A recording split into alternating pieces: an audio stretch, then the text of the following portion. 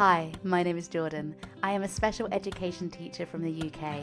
I share my passion for everything communication, sensory regulation, and fun lesson ideas for my classroom of disabled pupils aged 4 to 11.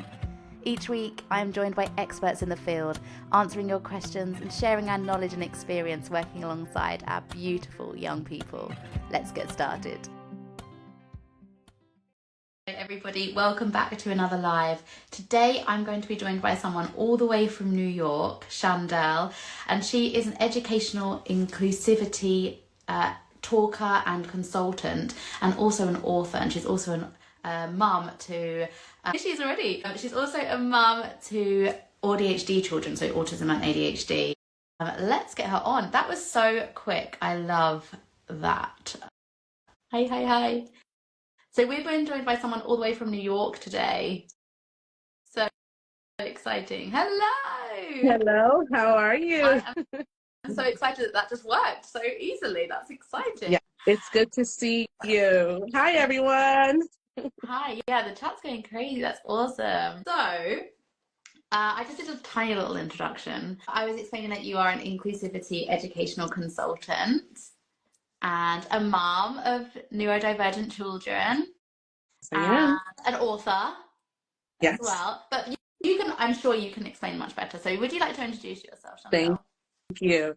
So my name is Chandele Morris. I am all of the things that was just mentioned. I have a son who is autistic. He also has ADHD. My daughter has ADHD, possibly dyslexia. I also have ADHD as well. So, and I just found this out after my children, after we learned what their neurotype was.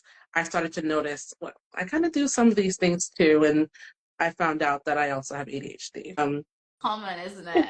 But Yes, women especially find out that way. yes. And then it's funny because then when you tell people who have known you all your life, hey, I just found out I have ADHD, they're like, what are you talking about? Or they're So not. that's tough.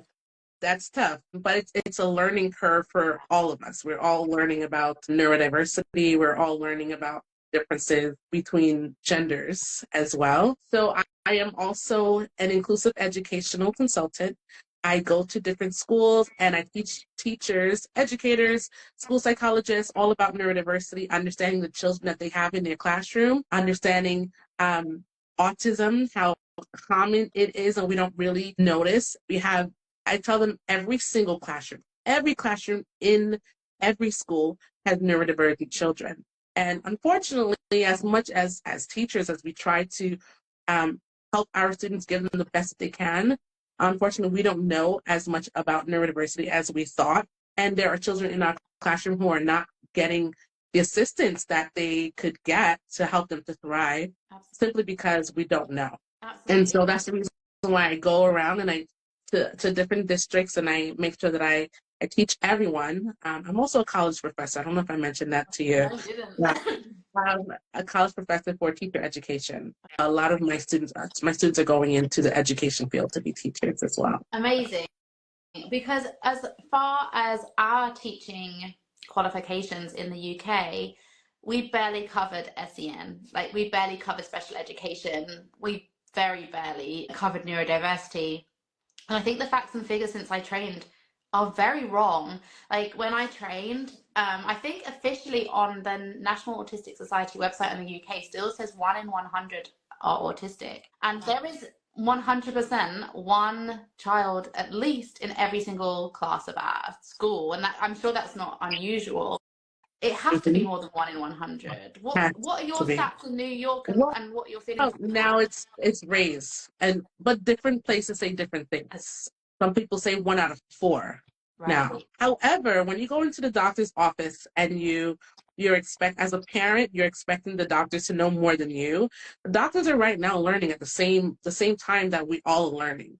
Same time the parents, teachers, everyone is learning. And a lot of times parents go to the doctor and then they're like, my child is doing such and such and such, and they're realizing doctor doesn't really know. The doctor can't really help either. So It's so broad, isn't it? Especially if you're going to a general practitioner. yeah, They need to know a little bit about everything. They don't necessarily know about that one thing, again, unless you're specialized in that area, I exactly. assume. And more is being discovered all of the time. Absolutely. Let me tell you, I went to a doctor. My son he was having pain in his joints. And we had just found out that he was autistic. He was only 6 years old at that time, but he's very insightful. And the doctor looked at his chart, and she was a rheumatologist. And she says, "This chart says that you're autistic. It doesn't look like you're autistic. Are you autistic?" And he was very offended. And I'm sure many of you guys who are watching right now can definitely understand why he was offended. And then she proceeds to say, "Count to 10." And so he counted 10 really quickly. And he says, I don't understand why this doctor asked me to count to 10. It's as if I have to not be intelligent in order to be autistic. And for him to be 6 years old and to understand that shows me that we all have a lot to learn. Yeah, and a lot to teach as well. And Yeah. it comes down to all of us, doesn't it? Whether Yeah. you're a professor or whether you're a teacher in a school or whether you're an assistant in a school, we all have a responsibility to educate. Absolutely. So what came first then? You being an ADHD and autism mom, or you being a consultant, or you being a professor, or you being an author? What was the order of things? Okay, thank you for asking. So, my son, this is during the pandemic, we started to realize that since he was born, actually, we started to realize that he was a little quirky and we didn't really know what made him a little bit different from the rest of the children. But during the pandemic, even though we had been getting him evaluated many times, I think like 3 times before that, there were so many changes during the pandemic. Hybrid school, you're at school during the half day and then online at the end of the day. And all the changes was just unbearable for my son. And he was having autistic meltdowns in class. Okay. This is not really something that we experience at home. And the school psychologist told us, I think your son might be autistic. And she was afraid to tell us. But I was actually very happy that someone was able to see what we were seeing. It was very hard because at first, we didn't know how to feel about it. We didn't know if we should be happy, sad. We didn't know, was it something that we did? Did I take too much Tylenol? And then afterwards, we started to learn a little bit more. Google did not help us. Guys, if you want to know about autism, don't go to Google. That's not necessarily. Go to people who work with people who are autistic or with autistic individuals. Google didn't help us. But as we started to learn more and more, I learned the word neurodiversity. And that changed my life. It opened my eyes in a way that literally helped me to see the world in a different way. We started to learn more and more about autism. And then I said to myself, I don't know if you're going to see this in a reflective way, but this is the first book that we wrote. Yeah. And it's called I'm Just a Kid. And in the first 2 years, it sold over 10,000 copies without any type of ads or any marketing. And we realized that it was a high need book. It's called I'm Just a Kid, a social and emotional book about self-regulation. Right now in my children's school district, every single K-3 classroom has it in their class. So yay. We're hoping to be able to spread that so that other children can be able to read these books and say, hey, it's okay if I do have big emotions. It's okay if, I cry. Here are some things that help me to calm down. And it really brings in that conversation to say, no, you're not a bad kid. No, you're not this. No, you're not that.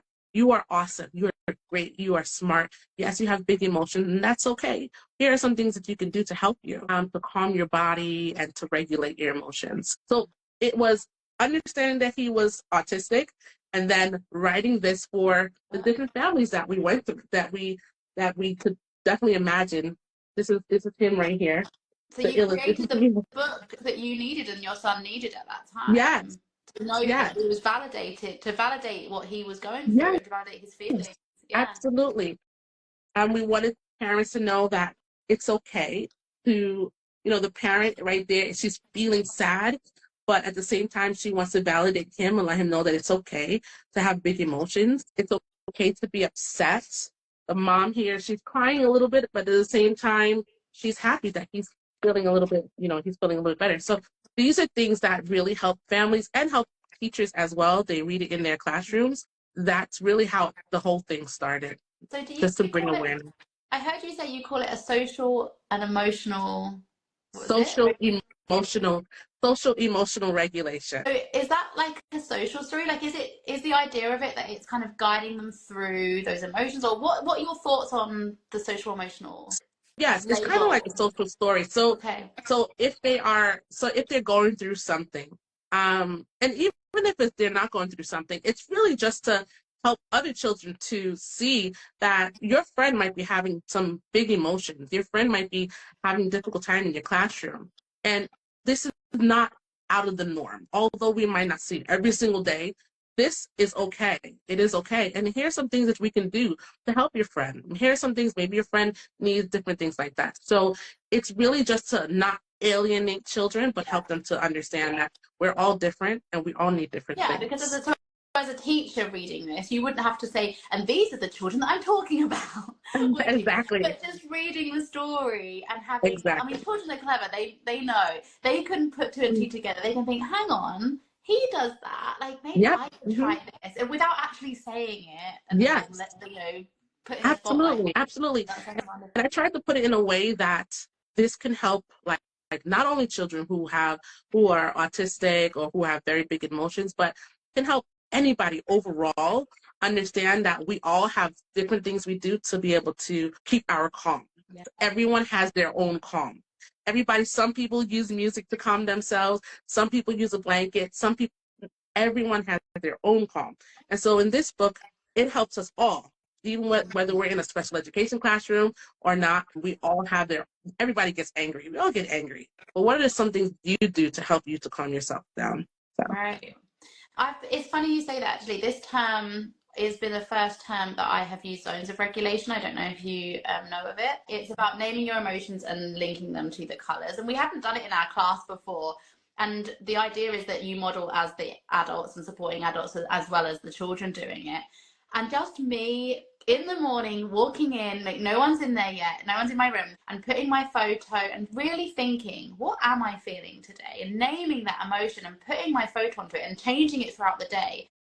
It has had a really significant way of me feeling those things, accepting it, thinking about, okay, how am I going to meet that then? If I'm feeling tired, if I'm feeling ill, like, what am I going to do about it? Because I can't go home and like take the day off. So what am I going to do? And maybe, and it's making changes for yeah, me as an adult. So yeah, I have, yeah, so I'm sure it'll have impact on the children as well. But even just at an adult level, reading these stories, naming those emotions, thinking about what am I feeling, what am I going through, how can I meet my needs, also supports the children, doesn't it? absolutely Also teaches. understanding.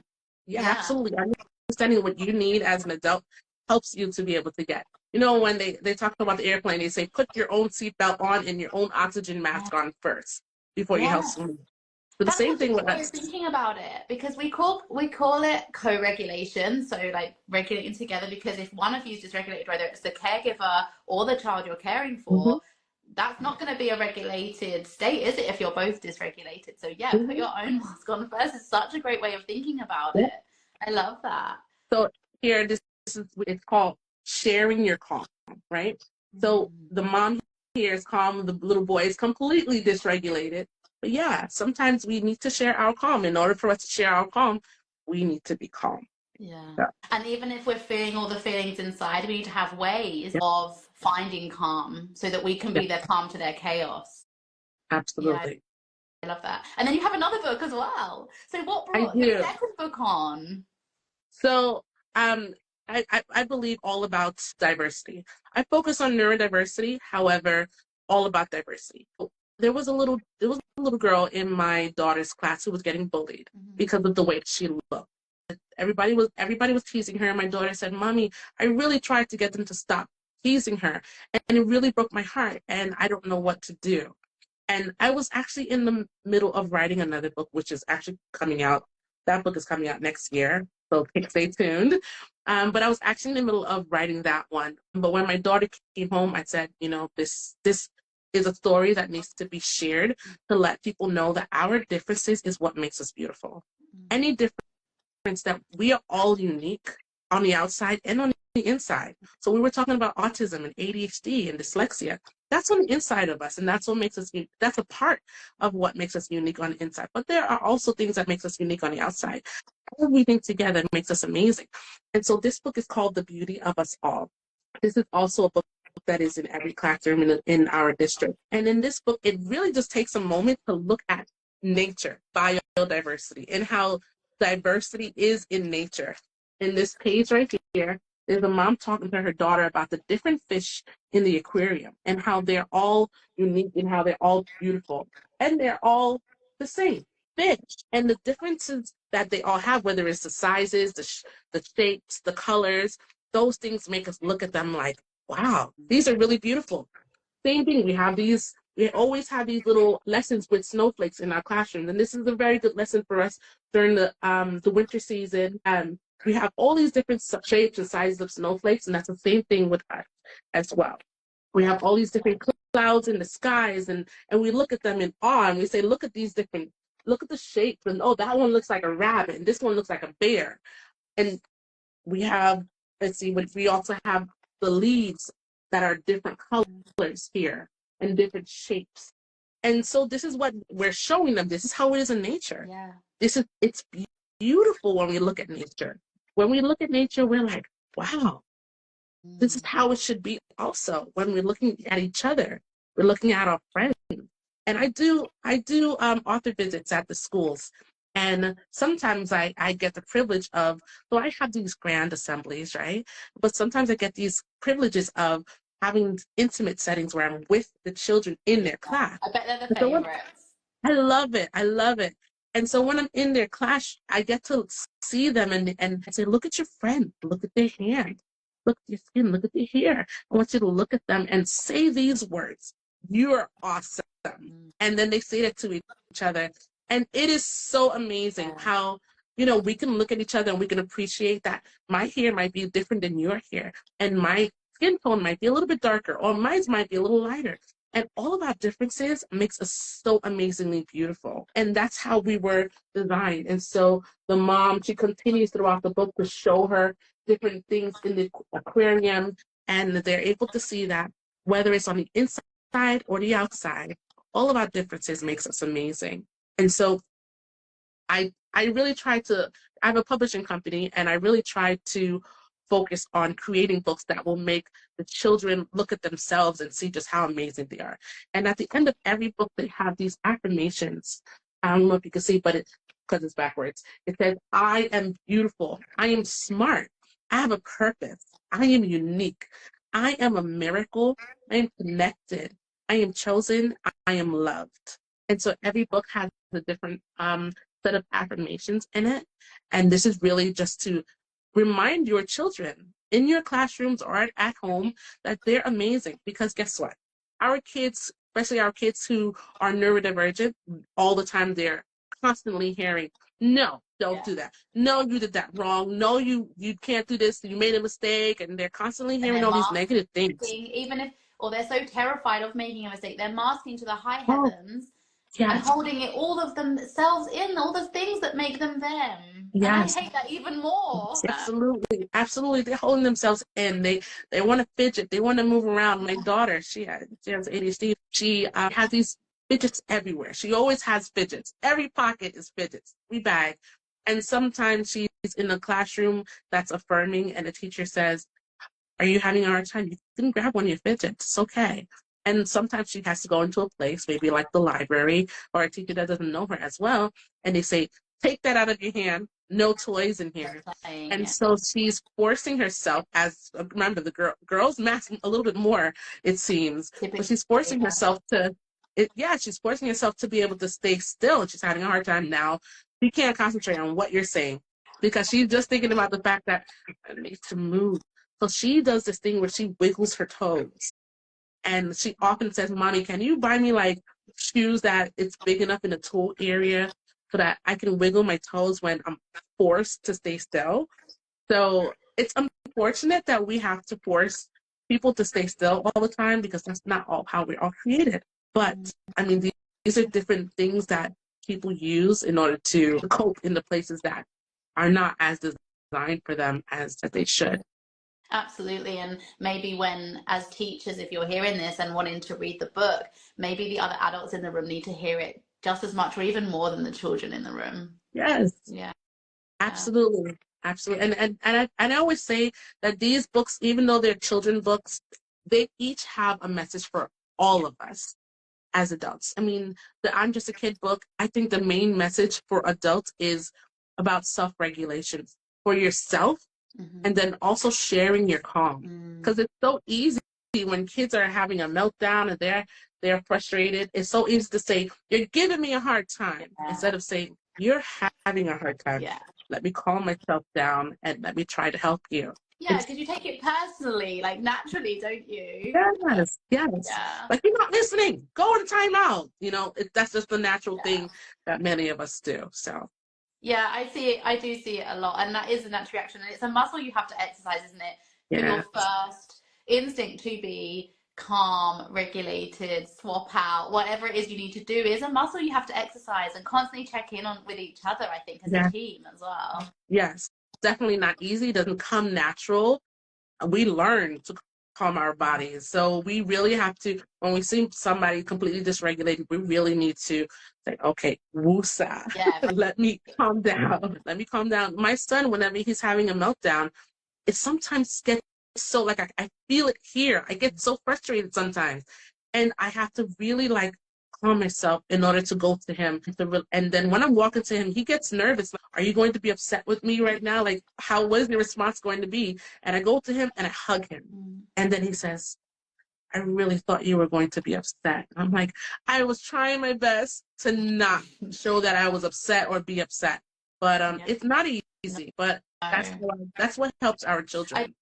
do feel like it's a luxury in school and compared to at home that I've got lots of supporting adults in my room that I can just switch out with, to just give me a moment to gather my thoughts, take a breath, go outside, whatever, and then come back into the situation calm. I feel like lots of parents don't have that luxury. So it's about finding other ways, isn't it, in the moment, because you Yeah. won't always necessarily be able to safely walk away and take that time that Yeah. you need. Yeah. And then also it's about teaching your children to be able to think about the things that helps them to calm down, even when you as the adult are not there. So like Mm, if you're not home, if your child is not home and they're at school, they have to think about what are some things that helps me to calm down mm, so that I can use that. I mm. say to the teachers that I'm coaching very often, as adults, sorry, my daughter, my 2-year-old is like knocking on the door. As adults, we try to make accommodations for ourselves, right? We're Mm. sitting down, we have our little pens, we're clicking it because we have to move around, right? We're drawing and we're tapping our foot, or we might just get up and walk around. That's as adults. But as kids, when we see kids doing that, we tell them, sit down. What are you doing? You're moving around too much. And we don't give them that opportunity. So helping children to find those ways to accommodate for themselves, just like us as adults, we accommodate for ourselves. And we have the same struggles, right? There's no, this is the kid's struggle, this is the adult. No, kids get angry, we get angry. Kids get fidgety, we get fidgety too.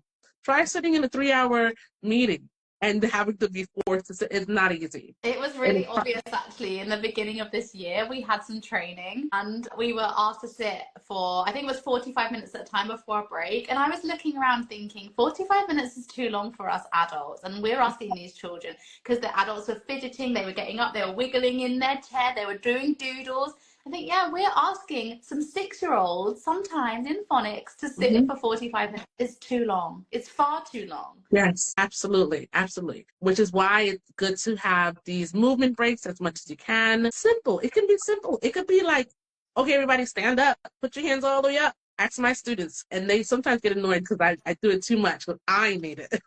I say, okay, everybody stand up, put your hands up, wiggle your fingers, move your shoulders around. Okay, you can sit back down.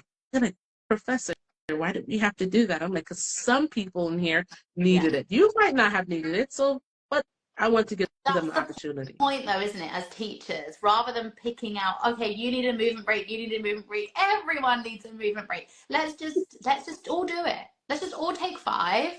You'll end up wasting that time somewhere along the line anyway. So let's just take 5. Let's all do it. Because actually, some people are masking, we wouldn't even know if they need it or not. Absolutely. And let's just all do it and we'll all be better for it because there's no harm that comes from doing that, is there? Absolutely.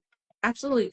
Another thing that we can do as educators, as just people, is make sure that we are making the space as affirming as possible. Mm. So letting them know, you can tell me if the lights are too bright. Let me know if the lights are too bright. I can dim one light. I can turn one of these off. Let me know if this music that I'm playing in class while everybody's doing classwork and we have music playing, let me know if it's a little bit too loud. Because for some people, it can be loud and others are completely fine with it. But if you're having a hard time, put your hand up. It's okay. Just let me know. You turn it down for you. Just making sure that it's an affirming place where they know, okay, this might bother me and it doesn't bother somebody else, but it's okay. My teacher says that, or my professor, whoever, my teacher says that it's okay if we can turn this down or adjust it. So as a person who understands or is starting to understand this, I'm a future educator. Wish me luck. Good luck. Good luck. You're going to do great. This is a very good. It's about embedding that philosophy in your classroom, yeah. isn't it? In everything you do, saying it outright and not assuming that they will just tell you that it's too loud, because often children wouldn't unless they were asked to. They're so scared of being, told off or doing the wrong thing, especially those neurodivergent maskers. So it's about outrightly saying, isn't it, and reminding and embedding that philosophy, and also saying when maybe you're struggling, like, oh, that's too loud, like, I'm really struggling to concentrate right now, can you keep it down a bit, because actually I feel a bit wiggly, should we just move? So like almost like putting it on yourself and not doing it for the sake of it, but doing it really honestly. Like, actually, you know what, I'm not with it today, like I'm feeling a little bit down under the weather. Let's go there, because then it's embedding, like, this is okay, this is something that adults feel, this is something that children feel, this is something that we all feel. Let's talk about that. Absolutely, because we're human, we're all human. We're adults, but we're human, just like our students or the people that we are taking care of. And so letting them know, guys, and this is what I do, because I'm neurodivergent. Sometimes, yes, it might be a little harder. The lights might be too bright for me, and maybe the sound might be too much. So I tell them all the time, my students, guys, just so you know, today I'm having a little bit of light sensitivity. So if you see me put on my shades, or if you see me turn down the light, this is why. But if you're having a hard time, I won't turn on the lights. I'll just put on my shades. So I just let them know, like, this is what's going on. Because guess what? They know that you care about them. They also care about you as well. And building those relationships is what makes the place affirming and accepting. It's all about building that classroom culture. My learners are cognitively quite low. They're very disabled as far as like cognitive ability goes and communication, but I still feel like there's ways of doing that. So rather than maybe explaining it, I just show it. Sometimes if it's loud, I just put on ear defenders myself, or sometimes if I need grounding, I put a weighted blanket on myself, or I twiddle, whatever it is. So you can model it without any language at all. So if you're hearing this and thinking, oh, I'd really like to do that, but I don't think my child will understand, well, you can just model it, and there doesn't need to be a verbal explanation. Just by you doing those things and reaching for those things, they will get to know, okay, this is something that we can all do. And this is when I can do it, I think is perfectly manageable, isn't it? Yes. And I think that's a way to make your classroom or your community as inclusive as you possibly can. Using those verbal prompts, using the nonverbal, just having it all different ways. I definitely think that helps all of our students. Yeah, I love that. So would you have is there anything else that you would hope or wish that teachers would have or do in their classroom to make it as inclusive as possible? What does that look like in your mind? So my daughter was really blessed to be in the classroom that she's in right now. She has a teacher who is neurodivergent. Her teacher teaches ELA, and she's also dyslexic. And I was like, you teach ELA and you're dyslexic? This is awesome. I love you. And in their classrooms, they have different zones of lighting. So the teachers have lamps in there, just so that you don't necessarily have to have the bright, overhead lighting. You can have different lighting. You have your cozy areas where if you need to move from where you are and go into a place to just calm your body, you can. You might have, the teacher also has a standing desk. So a student who's having a hard time sitting at their desk and doing their work, it literally looks like a tray where they can just put that on their desk and they can just continue to do their work there. Having those movement breaks, and maybe everybody dancing, or maybe everybody going for a walk together, just making sure that you are including as many people as you can. Also, speaking about neurodiversity.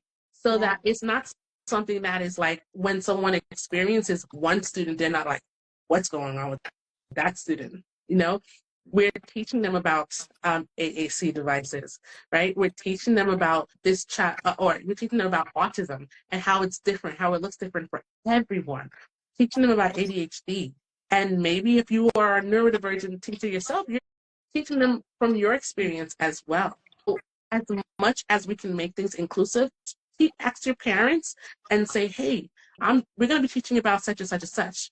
Would you like to come into our classroom and share your experiences? And so as much as we can, we're making it so that it's not an others thing. But this is a us. This is a us thing. This is a people thing. This is our friends type of thing. Community. This matters here. Yes.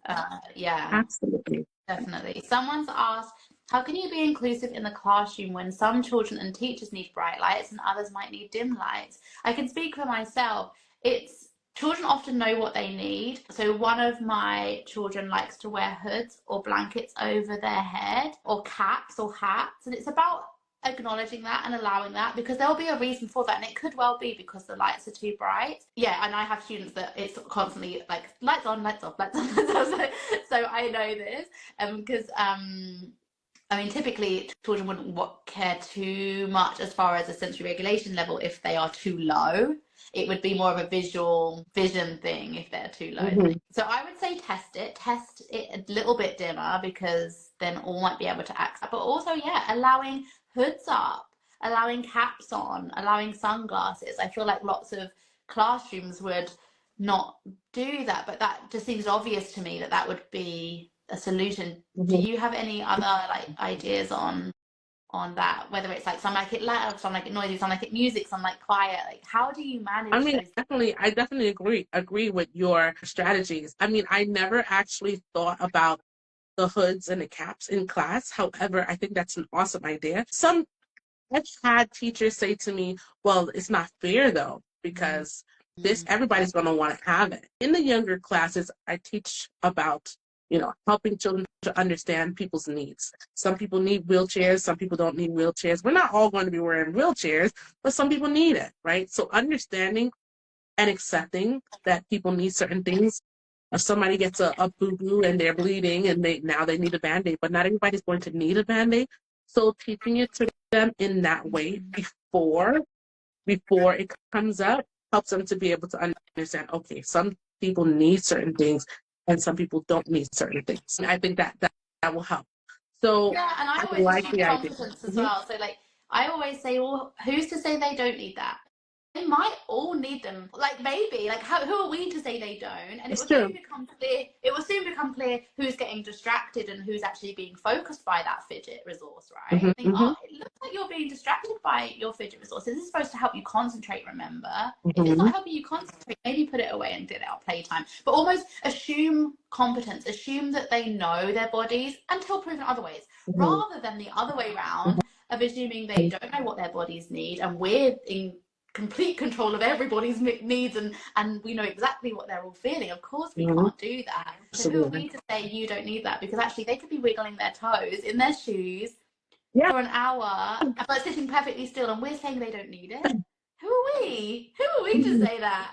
Absolutely. Like I said, I have my daughter who wiggles her toes all the time, and when I speak to her teachers, they're like, no, she's fine, she doesn't need such as. I'm like, yeah, I literally have to go buy her bigger shoes all the time so that she can have that opportunity. So I think assume competence is a really great practice. Assume that they know what they want until proven otherwise, until they are a bit silly with the resource, or until they aren't safe with climbing, or until they aren't doing it in a safe or appropriate way, and then we can guide them with maybe a safer way or a more alternate way, or maybe they just do it at the same time. But I think assuming competence is setting yourself up for an inclusive classroom, isn't it? Absolutely. You don't need that. I mean, let's face it, when you first get the fidgets out, when you first introduce it to your class, they're all going to want them. Let's just put it out there. Let's not try and lie to ourselves. They're all going to want the fidgets because it looks fun and it looks, doesn't it? And it's new. We all like new and fun things, but it will soon become obvious who it's helping and who it's not. And we can have a conversation around that then. And maybe giving them, maybe be giving them that opportunity to try it out. Let's all try it out together. Yeah, exactly. Like, does this feel good for me? How do you know if you haven't tried it? Yeah, absolutely. And it's like I think that inquisitive. the fidgets is it's tough because a lot of teachers, you know, in the beginning they complain about it and they call it toys. Yeah. But when they really see it working, when they really see, oh, this child is using it and they're understanding and retaining everything that I'm saying to them.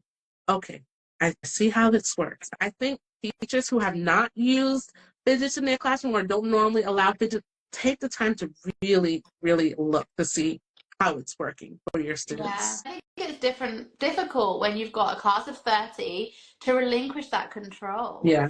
because it takes so much time and energy to get them sat and get them there. The idea of adding toys and fidgets to that just seems like it's out of control. But actually, when reality, when it's used properly and appropriately with those children that need it, actually you'll see the difference. You Mhm. won't need to feel like you have to control and sit and stay still in order to feel heard and seen and them listening, because actually it will just happen if their needs are met and if they're regulated. So it's almost like releasing that fear of losing control and actually turning it into, we need to collaborate rather than control, don't we? But it's scary as a teacher with 33 children with no support staff. That's scary, and I get it. I get why teachers are fearful of that. And also when they're really brave and they try it for the first time and then it goes crazy because all of them want fidgets, I say stick with it. You do it for 3 weeks. I promise you, after 3 weeks, it will be old news and those children that need it will actually just be using it and it will be lovely. Yes. But it's hard to stick with something for 3 weeks when it's Yeah, chaos in your classroom. absolutely. Absolutely. It's all about trying it out. And not all fidgets are created equally, right? Some things work and some things don't work. So at first, you definitely have to try things out. Yeah, that's true. I get lots of messages saying, I tried chewies, but they don't work. And I'm like, have you tried lumpy chewies, bumpy chewies, vibrating chewies, hard chewies, soft chewies? There are as many chewies out there as there are diverse people. We've got Yeah. there's for everyone. And same for fidgets as well. So it is about maybe talking to the parents. I mean, the parents might know what they're doing, or having a look at their behavior. If they're twiddling ribbon, well, then a fidget of a cube isn't going to maybe give them that same feeling. Maybe they something similar. So it's about looking in and unpicking the why and the how they're meeting their needs and what that is. For example, if your daughter's moving her toes, well, she obviously needs some kind of movement, doesn't she? It wouldn't necessarily be a visual stimuli that helps her. So it would, kind of looking at each as individual, really, and talking to them about it if you can. Why do you do that? What helps you? Oh, can you think of anything else that might help you? If you can have that conversation, I think it's really empowering to include them in that conversation. And also to observe what they do naturally, right? So like if you notice, like my son, he has like the bottom of his shirt, he will just go like this all the time, every minute. And so like if you notice something, a type of fidget that has that same type of sensation, keep those things in mind because we're all, like I mentioned when I'm just a kid, we all have different ways to calm our bodies. We all have our different calm. So fidgets are the same way. There are things that, so my daughter, she likes the puppets. She pretty much likes every fidget. But hers is about sensory. She loves sensory. Some people are sensory avoidant. Yeah. And some people crave that sensory. And so people that are sensory avoidant might not necessarily want the slime, right? You have the slime for everybody. It doesn't work for that particular person, but it might not work for that child.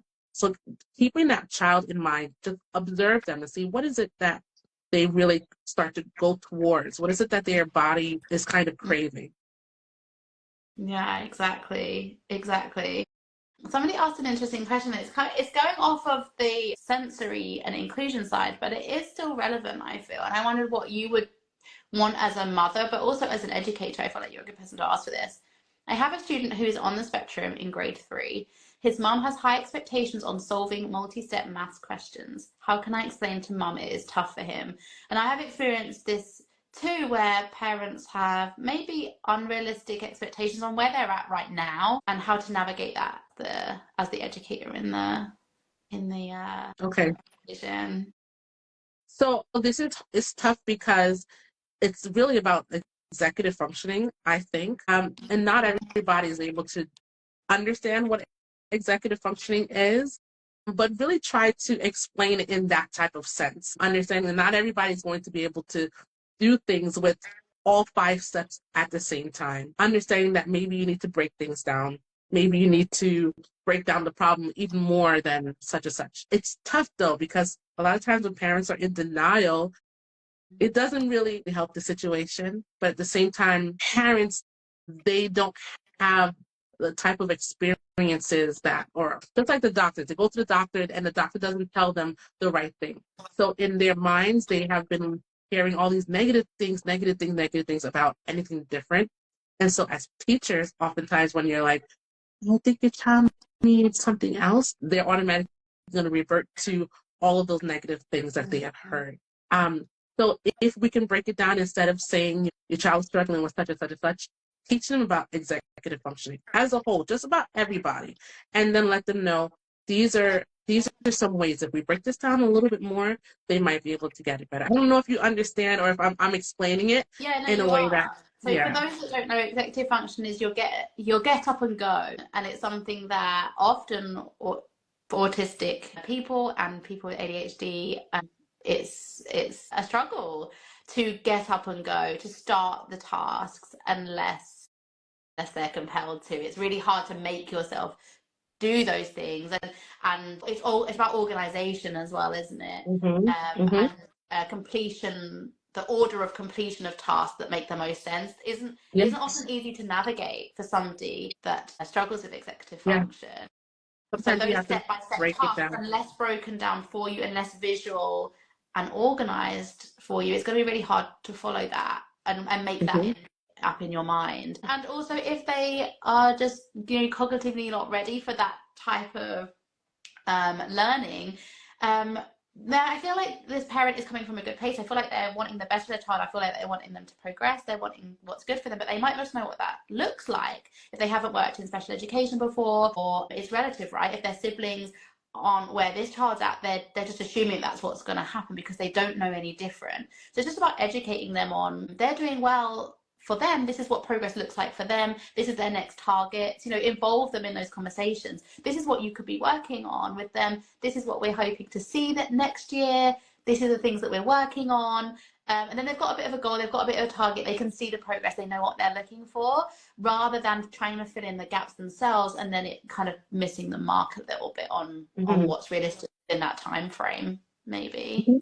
Emotional awareness is a powerful key for addressing challenges within the autism spectrum. We can train a child to recognize the onset of a wave of anger before it fully arises. It's hard to get back from dysregulation sometimes without almost seeing it through. I find sometimes it's about catching it early. I feel like with lots of my students, it's about knowing them really well, and you can kind of see it bubbling under the Yeah. surface. Whereas if you don't have that relationship, you might not see it. I get lots of messages saying they did it and there was no trigger, or they did this Well, thing, yeah, not that and you saw. they just do it from nowhere. They just go from 0 to 100. Like, they probably don't. They've probably been bubbling for a while and it just hasn't been noticed because it's subtle, or you haven't heard those certain sound change, or you haven't heard those hand movement change, or whatever it is. So it's about knowing I that child. Yeah. So I share this with my teacher very often, and also my son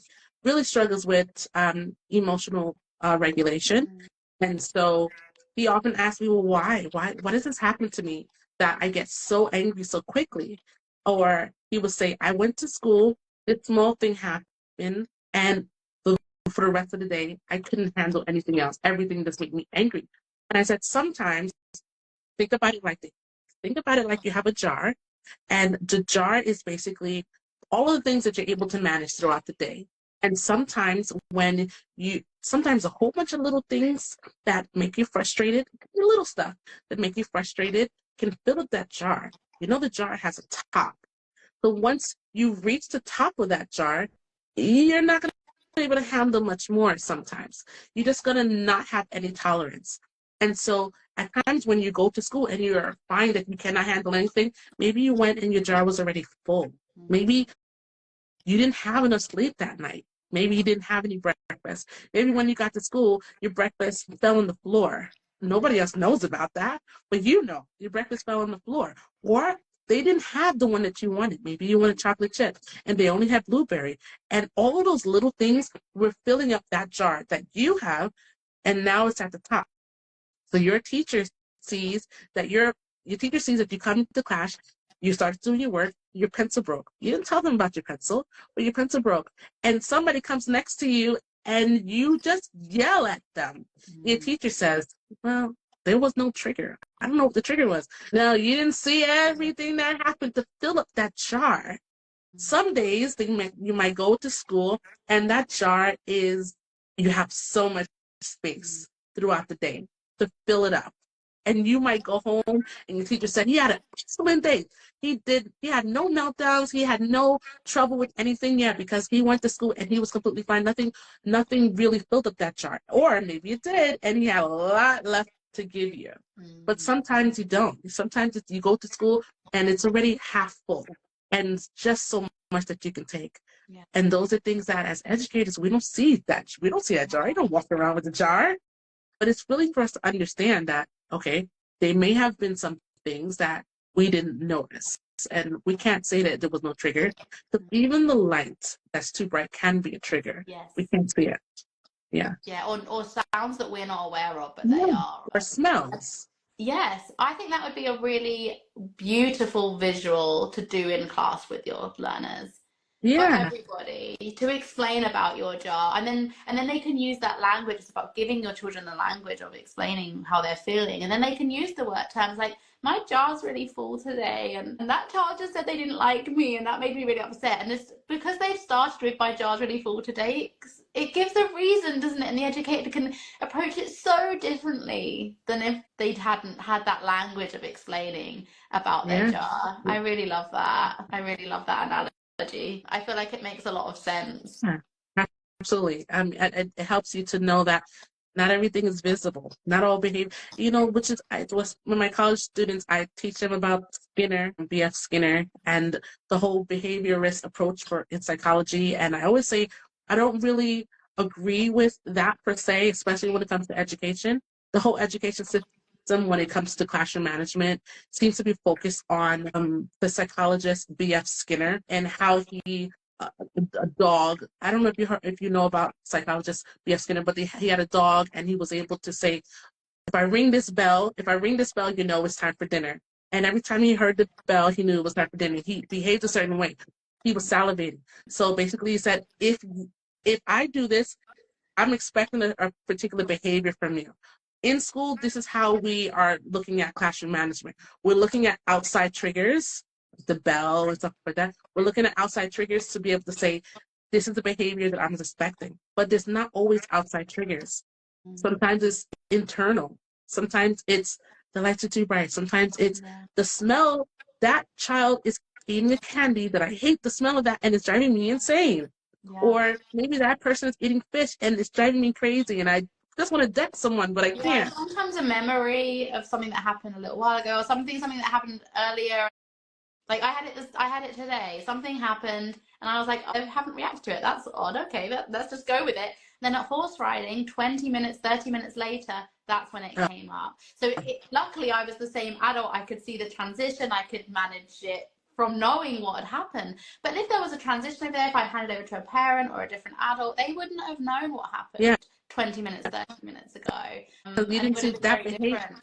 That behavior didn't, the behavior or the reaction from what you were saying didn't happen simply because that jar was not full. He had a little more tolerance for it. So it took a while for him to be angry about it. Like it might have taken him by surprise. And because he's got a learning disability, it might have taken him by surprise, and it's processing time as well, isn't it? Processing what just happened. Processing, I'm angry about this. Hang on a minute, I really wanted that, and now I can't have it, or whatever it was. And then it comes out, and that's justified, isn't it? That sometimes it takes that time. It's like saying, and one more thing. Exactly. I'm still cross about this. I mean, we all can relate to still being cross about things years later, can't we? Absolutely. Yeah, it's just maybe they can't explain it a little bit the same. Thank you so much for joining. I am going to save this on my grid in collaboration. So if anybody would like the links to your books, just comment anything below and it will automatically send you the links to the books. Is there anything else you would like me to include in that? Is there like a Um, website or? there's a link in my bio that Okay. shows different places that you can maybe see other things that I was a part of, maybe other podcasts or if other books, anything that I'm working on, you can go to that link as well. Amazing. This has been so insightful and it's really taught me. I like to, at the end of all of our chats, kind of give myself a little target or a little goal for the week. And I really think it's about giving the children visual representations of quite complex stuff. So whether it's the jar or whether it's us modeling fidgets or whether it's us explaining about the lights being, or the nature of diversity. I love those I feel like this whole live has been full of visual examples that are so much easier to access and understand, and it's giving the children the language and the tools in order to explain for themselves. So that's what I'm going to take. I'm going to buy your 2 books because they sound absolutely beautiful and perfect, and I do think they'll make amazing sensory stories.